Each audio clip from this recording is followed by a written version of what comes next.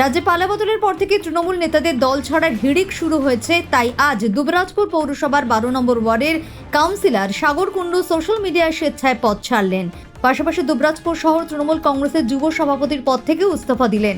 জানা যায়, দুবরাজপুর পৌরসভার সর্বকনিষ্ঠ কাউন্সিলর তিনি। বিগত 5 বছর ধরে কাউন্সিলর রয়েছেন এবং তৃণমূল কংগ্রেসের যুব সভাপতি হিসেবেও ছিলেন।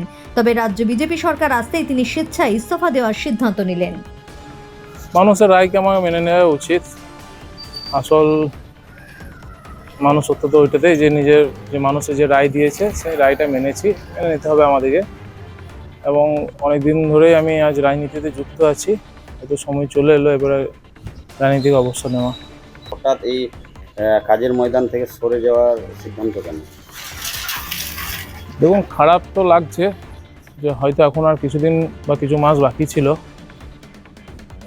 তাই আমি আমার ওয়ার্ডের মাধ্যমে ওয়ার্ডে যে প্রতিদিন আসি আজও এসেছি এবং সবাইকে নিজের মতন করে বলছি যে হয়তো আমি প্রশাসনিক পদ দিকে সরে যাচ্ছি, কিন্তু পরবর্তীকালে এদের যে কোনো প্রয়োজন বা কোনো দরকার লাগলে যেটুকুনি আমার দ্বারা সম্ভব সাগর কুণ্ডু হিসাবে আমি তাদের পাশে থাকার চেষ্টা করব। কারণ এরা আমার পরিবারের মতন, আর এদের পরিবার এরা আমাকে নিজের পরিবার ভাবে। আচ্ছা, মানে এমন কি হলো যে আপনাকে কি কেউ মানসিক চাপ দিয়ে এটা করাচ্ছে?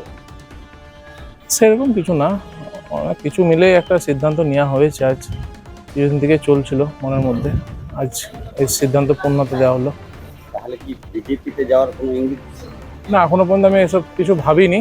এখন শুধু আমি নিজের এই সমস্ত দায়িত্ব থেকে একটু এই কাউন্সিলর পদ বা প্রশাসনিক পদ বা পার্টির পদ থেকে একটু সরে দাঁড়াতে চাই। আর সেটুকু এখনো পরবর্তীগুলো কিছু ভাবিনি আমি। উচ্চ নেতৃত্বের সাথে কোনো কথা হয়েছে এই বিষয়ে? না, এখনো পর্যন্ত কথা হয়নি। আজ যাবো তাদের দুবরাজপুর শহরে যে আমাদের উচ্চ নেতৃত্ব আছে তাদেরকে জানাবো, এবং পৌরসভায় গিয়ে আমাদের যে অফিসার আছে ইউসে তাকেও জানাবো ব্যাপারটা।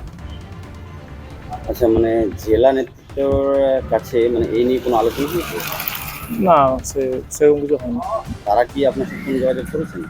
না, এখনো পর্যন্ত তাদের মধ্যে কারোর সাথে যোগাযোগ হয়ে ওঠেনি। আপনার নাম?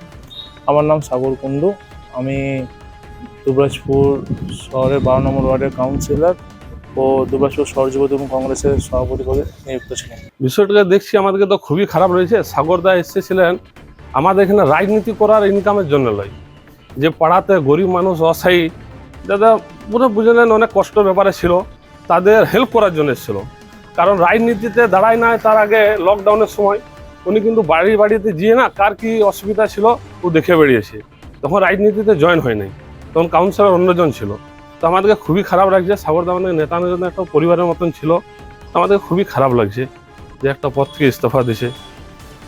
আর ইস্তফা তো আমরা জানি না, রাত্রে শুনলাম ইস্তফা দিয়েছে, তাও বাড়ি থেকে ঘুমিয়ে উঠে দেখার পর দেখছি বাড়িতে সামনে বসে আছে, যে ইস্তফা দেওয়ার পরও আমাদের পাশে সবসময় আছে এবং পাশে সবসময় থাকবে।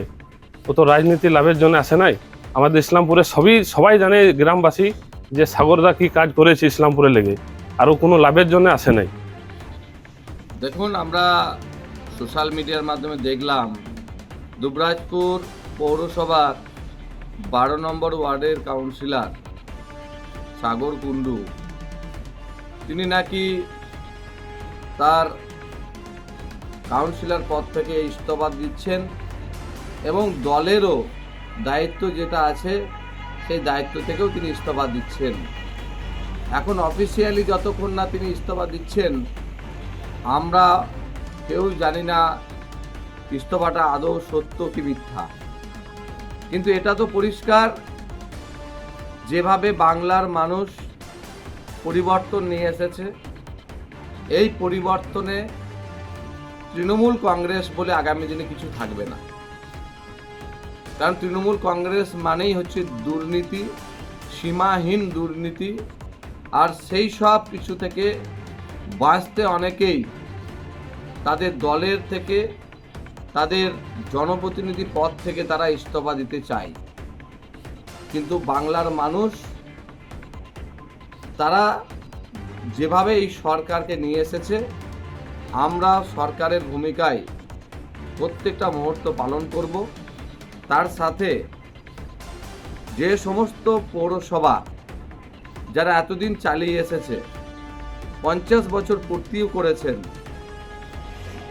আমরা প্রত্যেকটা কাউন্সিলরের বিগত দিনের কাজের প্রত্যেকটা বিষয়ের উপর আমরা নজর রেখেছি এবং সঠিকভাবে তার তদন্ত হবে এবং মানুষের সামনে সেগুলো আমরা তুলে ধরব। এবং যদি দেখা যায় কোনো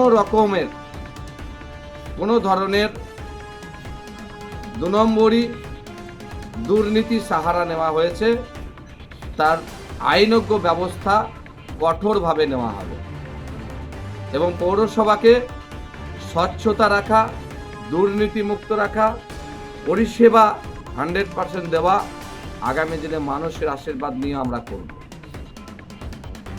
দেখুন, মানুষ শেষ কথা বলে, মানুষের আস্থা আছে, মানুষ যাকে বিশ্বাস করে, জনমানুষে যার সমর্থন আছে, আগামী দিনের নেতৃত্ব তারাই হবে। তাই যারা বিগত দিনে নেতৃত্ব দিয়েছেন, যারা মানুষকে ভুল বুঝিয়েছেন, মানুষকে মিথ্যা প্রতিশ্রুতি দিয়েছেন এবং জনগণের টাকা লুট করেছেন, তাদের রাজনীতিতে এবং নেতৃত্বের কোনো স্থান নেই।